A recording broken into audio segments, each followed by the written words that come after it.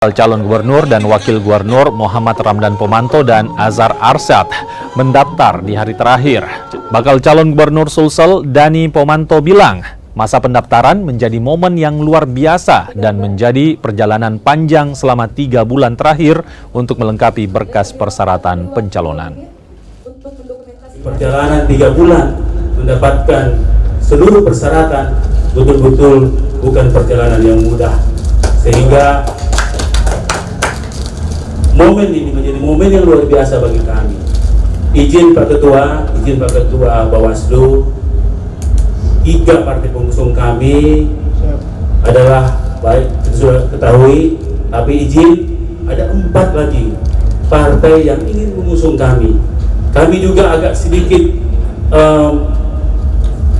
senang, campur nervous juga, karena sistem tidak memberikan kami sebuah